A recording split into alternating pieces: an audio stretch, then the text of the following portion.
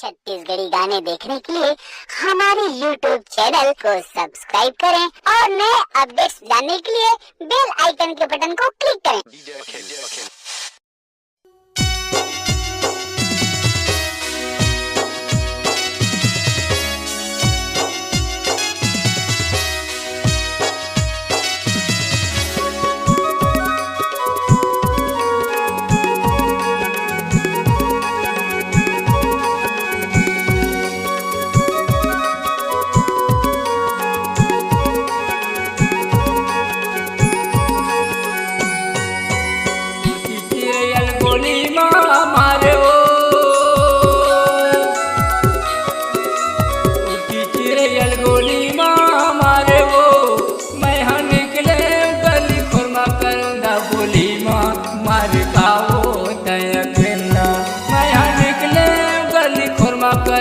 बोली मार कावो तय केला आबे वो गोरी आमतरी बैठे रही हूँ तय केला आबे वो गोरी आमतरी बैठे रही हूँ।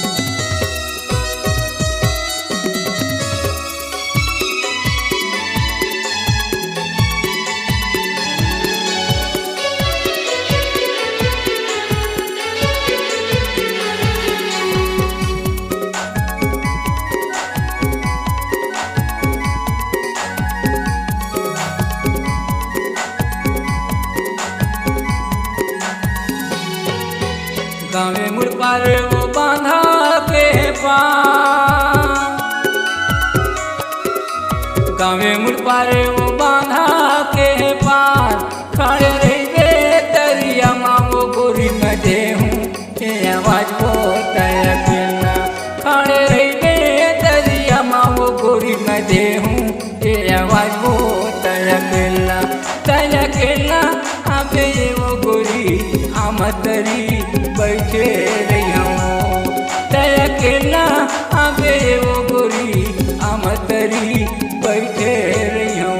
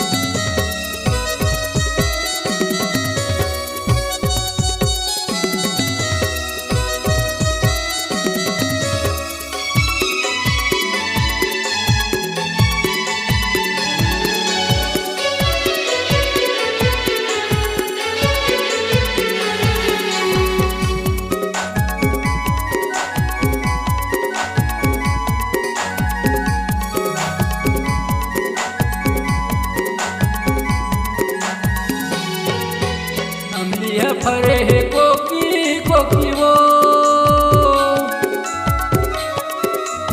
अमलिया फरे है कोकी कोकी वो, तो लगा हाथों में हाँ वो गोरी तया दे तो किकाओ तया केला, तो लगा हाथों में हाँ वो गोरी तया दे तो किकाओ तया केला, तया केला आबे वो गोरी आमतरी बैठे रही हूँ, तया केला आबे वो गोरी आमतरी बैठे रही हूँ। उठी चिड़ैयल गोली माँ मारे वो, उठी चिड़ैयल गोली माँ मारे वो, मैं हाँ निकले गली खुरमा करूँगा गोली माँ मार का वो तया केला या बे वो गोरी आमतरी बैठे रही हूँ, तया केला आबे वो गोरी आमतरी बैठे रही हूँ।